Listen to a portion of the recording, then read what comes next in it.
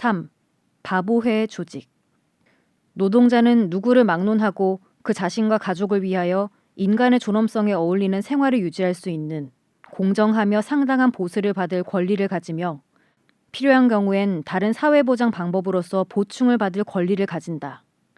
모든 사람은 자신의 이익을 보장받기 위하여 노동조합을 조직하고 여기에 가입할 권리가 있다.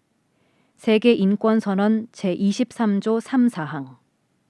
모든 사람은 노동시간의 합리적인 제도 및 정기적인 유급휴가를 포함하는 휴식과 여가를 가질 권리가 있다. 세계인권선언 제24조. 근로기준법의 발견. 전태일의 아버지 전상수 씨는 젊은 시절에 대구에서 어느 방직 공장에 다녔는데 어느 땐가 대구의 노동자들이 총파업을 하게 되어서 그 파업에 가담하였던 경력이 있었다. 그 당시만 해도 해방 직후의 혼란기여서 노동운동이 폭발적으로 일어나고 있을 무렵이었다. 전상수 씨는 이때 평범한 노동자로서 그의 공장에서 있었던 파업에 가담하였을 뿐이고 파업을 주도하는 간부는 아니었다고 한다. 그러나 그는 파업에 비교적 열성적으로 가담한 편이어서 파업이 오래 끌게 되면선 일종의 하급 연락원으로서 싸우게 되었던 모양이다. 그 당시에 모든 노동운동이 그러했듯이 전상수 씨가 가담하고 있던 파업도 기업주와 경찰의 이중 탄압을 받아 꺾였다.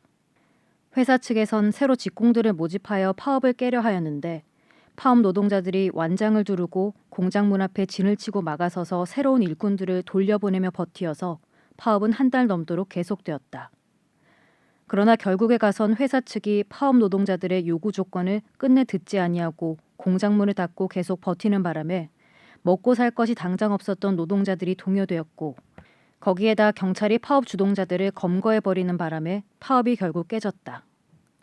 전상수 씨는 아들이 노동운동에 관심을 갖고 있는 걸 알았을 때 자신의 젊은 시절이 생각났다. 그는 그 시절 노동운동을 적극적으로 주도하던 사람들이 예외 없이 일생을 그르치는 피해를 당하는 것을 무수히 목격하였다. 그의 세대 사람들에겐 노동운동이란 입 밖에 내기도 꺼려지는 금기였다. 전상수 씨는 아들이 노동운동에 뛰어드는 걸 어떻게 해서라도 막아야 한다고 생각했다. 태일이 처음으로 그에게 아버지 옛날 얘기를 들려달라고 부탁하였을 때 그는 굳은 표정으로 그런 건 왜 묻냐고 하면서 일절 대답을 하지 않았다. 그러나 며칠이 지나지 않아 그는 아들의 노동운동에 대한 관심이 의외로 깊고 집요한 것임을 발견하였다. 생전 그런 일이 없었는데 며칠째 계속하여 제발 좀 가르쳐달라고 졸라대는 것이었다. 전상수 씨는 생각을 달리하였다. 이 정도 되었으면 이젠 자기가 얘기 안 해준다고 영영 모를 리도 없고 하니 차라리 모두 다 아는 대로 이야기하여 그 일이 얼마나 어려운 일인가를, 아니 절대적으로 불가능한 일이라는 걸 깨닫게 해주고 또 노동운동을 하면 장래에 어떤 화를 입게 될 것인지도 알려주어 이 기회에 아주 단념하도록 만드는 게 낫겠다는 판단이었다. 어쨌든 태일은 아버지로부터 노동운동에 관한 여러 가지 이야기를 듣게 되었다. 아버지의 결론은 물론 언제나 뻔한 것이었다. 이만저만 하니 일찌감치 단념하고 기술이나 열심히 배웠다가 나이 30 넘어서 무엇을 하든 내 마음대로 해보라. 이런 말이 나올 때 전태일의 대답은 이랬것. 제가 지금 무엇을 하려는 게 아니라 이 다음에 혹 필요하게 될까 싶어 그냥 알아두려는 것입니다. 라는 식이었다. 그러다가도 부자간의 말이 잘못되어 언성을 높이게 되면 그는 아버지가 못한 일이니 내가 꼭 해내야 되겠다고 하기도 하였다. 태일은 아버지의 얘기를 듣게 되면서 차차로 노동운동이 얼마나 험난한 일인가를 직감하게 되었다. 특히 아버지가 옛날 자기들이 파업 자금을 충분히 마련하지 못하여 실패한 이야기를 하면서 노동운동도 돈이 있어야 할 수 있다고 하였을 땐 무척 시리에 잠기기도 하였다. 그럼에도 불구하고 그는 아버지의 얘기로 용기가 꺾이기보단 오히려 더욱 강렬한 용기와 새로운 투지를 얻었는데 특히 아버지와 얘기 도중에 우연히 근로기준법의 존재와 그 내용을 알게 되었을 땐 그의 전신에 새로운 희망과 확신과 환희가 벅차올랐다. 근로기준법의 발견은 실로 그의 운명을 좌우한 중대 사건 중의 하나였다. 근로기준법은 근로조건의 기준을 정함으로써 근로자의 기본적 생활을 보장, 향상시킴을 목적으로 하는 법이라고 그 법 제1조에 못 박혀 있다. 이제껏 모든 환경으로부터 거부당하며 살아온 전태일에겐 근로자의 생활을 보장, 향상시키기 위하여 법률이 마련돼 있다는 사실 하나만으로도 암흑의 동굴 속에서 한 줄기 광명을 발견한 듯한 놀라운 환희였다. 근로자에게도 모든 걸 빼앗긴 지지리도 천한 핫바리 인생에게도 인간답게 살 권리는 있는 것이로구나. 이러한 눈물겨운 자각이야말로 자유를 위한 모든 저항의 시초가 아니던가. 그것은 일순간에 곧 저주받은 현실에 대한 무서운 분노로 변하여 끓어오르게 되는 것이 아닌가. 근로기준법 제42조. 근로시간은 휴게시간을 제하고 일일에 8시간, 일주일에 48시간을 기준으로 한다. 단 당사자 간의 합의에 의하여 일주일에 60시간을 한도로 한다는 규정을 보았을 때 전태일은 무엇을 생각하였을까?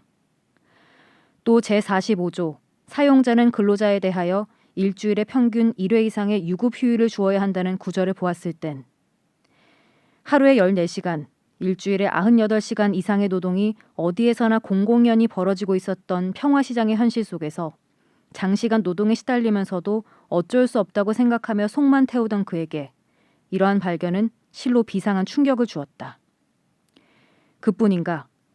유해 위험 작업에 관한 규정 43조, 여공에 대한 월 1일의 유급 생리휴가 59조, 18세 미만의 어린 근로자들에 대한 교육시설 규정 63조, 건강진단 71조, 재해보상 제8장, 여자와 18세 미만 근로자에 관한 야간 작업 금지 규정 56조 등등의 꿈같은 신천지가 눈앞에 열릴 때 전태일은 그 모든 규정들과는 너무나도 어긋나게 벌어지고 있는 평화시장의 비인간적 노동 현실에 대한 분노가 새삼스럽게 끌어올랐다. 근로기준법은 이러한 규정들이 실제로 지켜지도록 벌칙 규정을 두어 예컨대 사용주가 13세 이상 16세 미만자의 근로시간인 7시간, 경우에 따라선 9시간을 지키지 않을 땐 그 사용주를 2년 이하의 징역이나 2만 원 이하의 벌금에 처하도록 되어 있으며 또 제108조엔 근로감독관이 이 법에 위반된 사실을 알고도 고의로 묵과할 땐 3년 이하의 징역 또는 5년 이하의 자격정지에 처한다고 못 받고 있다. 그런데도 불구하고 전태일은 평화시장에서 몇 년 동안 일하는 사이에 근로시간 같은 건 아예 완전히 무시되어 버리고 있는데도 그 때문에 업주가 처벌을 당했다거나 근로감독관이 문책당했다는 걸 한 번도 들어보지 못했다. 이제껏 이렇게 좋은 규정들이 있는 줄도 모르고 그저 직장에서는 주인이 마음대로 하는 것인 줄만 알고 찍소리 한번 못하고 속아 살아온 자신이 정말 너무나도 바보였다.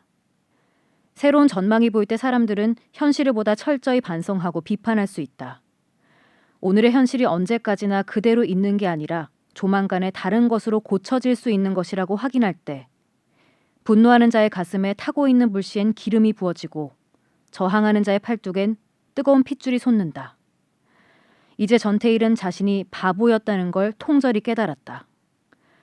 또 나라의 법으로 보장돼 있는 근로조건을 쟁취하지 못하고 죽은 듯이 혹사당하고만 있는 평화시장 일대의 모든 노동자들이 다 바보라고 생각되었다. 그는 그 바보들의 모임인 바보회를 만든다.